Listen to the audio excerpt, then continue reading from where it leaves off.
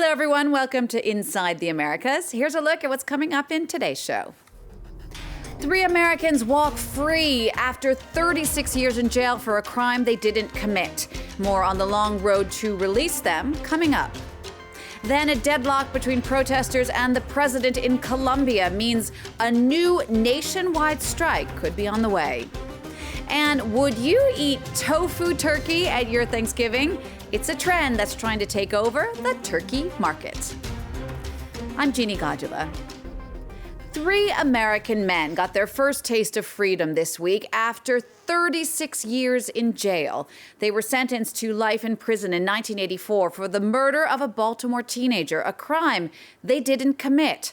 But after much lobbying, their case was reviewed and they were finally set free. Wasim Cornet explains. A scream of joy for 3 innocent men who are now free. Thank you, Jesus! Alfred Chestnut, Ransom Watkins, and Andrew Stewart are back in the arms of their families and friends after spending 36 years in prison for a crime they didn't commit. I'm looking forward, man, to living the rest of my life, being humble as peaceful as I am, praising God, looking out for my family. Oh, man, I'm telling you, it's out of this world.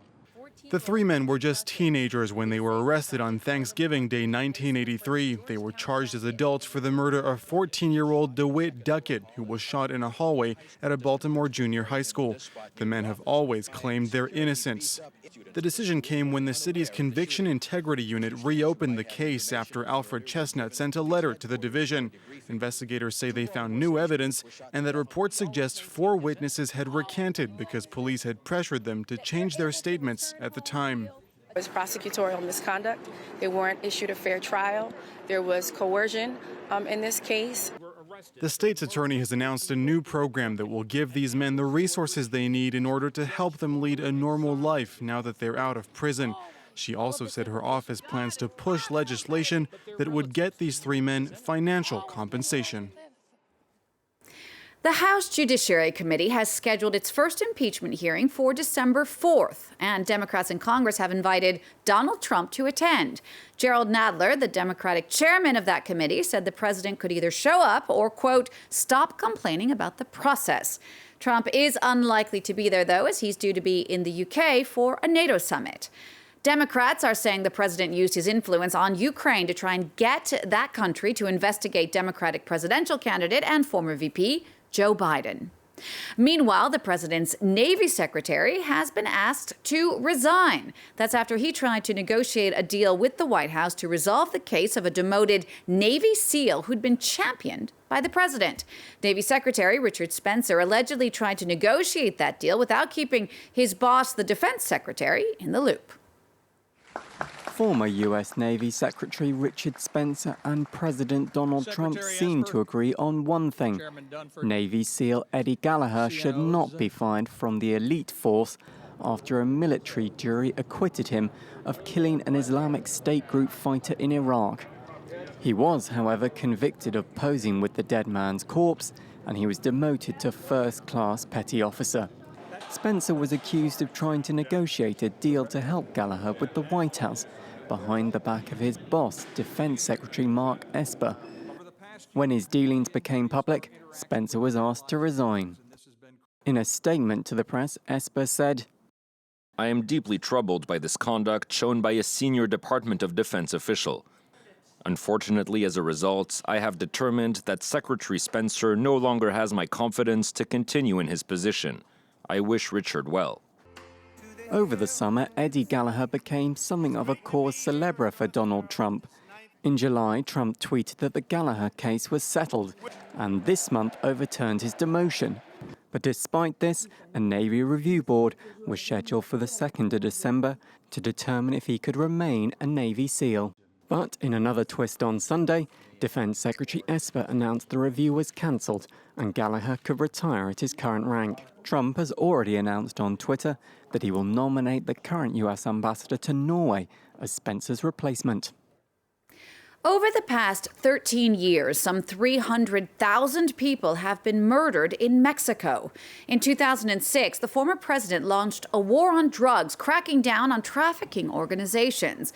Violence, though, has skyrocketed since then, with an average now of 90 homicides every day.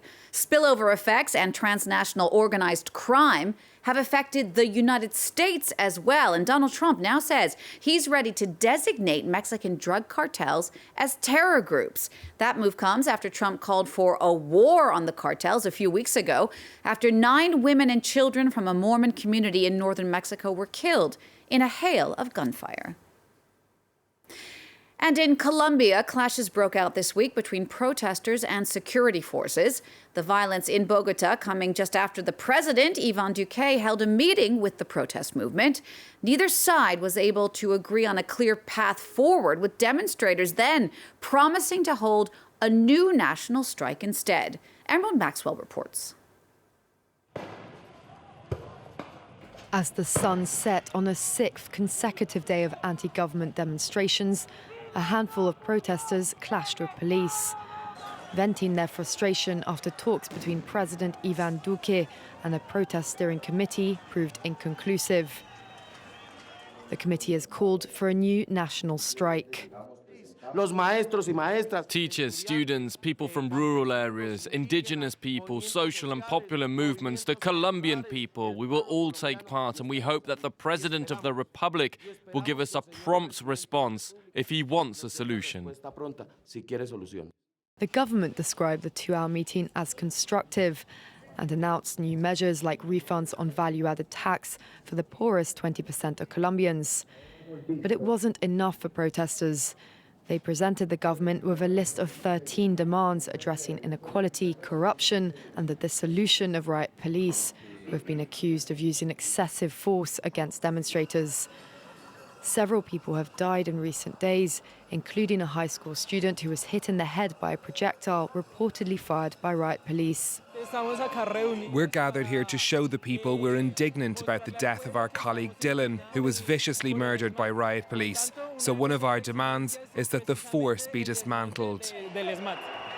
The strike call comes nearly a week after 250,000 Colombians, upset with Duque's conservative government, marched in one of the nation's largest protests in recent history. Bolivia's interim president has formalized a law calling for new elections. Those are meant to replace former leader Evo Morales, who was pushed out of the presidency by protesters a month ago. Those protests over what was seen as Morales' fraud in the last vote in October have eased off with his departure. There's still no date set, though, for the new election that the interim president has promised will be clean and transparent. Now, millions of American families are coming together this week for Thanksgiving. That holiday, marking the Pilgrims' first harvest, is a huge one in the States, filled with pumpkin pie, stuffing, and the annual presidential pardoning of a Thanksgiving turkey. Donald Trump popped off a few impeachment jokes as he continued that 30-year-old tradition, most of them at the expense of one of his chief antagonists in the impeachment probe, House Intelligence Committee Chairman Andrew Schiff. This year's turkey, named Butter, got off the hook, along with his turkey friend Bread. But if many vegetarians had their way, Americans wouldn't be eating any turkeys over the holidays at all. Cole Stengler explains. A Thanksgiving tradition that could be on the wane. More and more Americans are saying no to meat, and that includes turkeys. Vegetarians, flexitarians, and others are looking for alternatives, and businesses have taken note. This roast turkey made from a tofu base, better known as tofurkey, is a big hit. Every Thanksgiving, the company that makes them takes in some 400,000 orders. The firm's goal? To promote a meat-free diet. If tofurkey ceased to exist and the world stopped eating animal proteins, then we'd be really thrilled about that, honestly. That'd be the fulfillment of our mission. As the growing appeal of plant-based alternatives to meat shows, more Americans are paying attention to the sources of what they eat.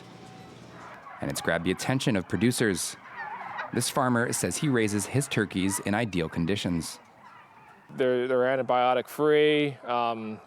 As you can see, they have plenty of room to walk around, and they're fed a good diet. I just think it's basically people are are paying more attention to where the food comes from. But meat substitutes still represent just 5% of the U.S. meat market. Every Thanksgiving, Americans consume around 45 million turkeys. That's all the time we have for this Inside the Americas. Happy Thanksgiving to you if you celebrate it. We'll see you again next week for all the news from north to south.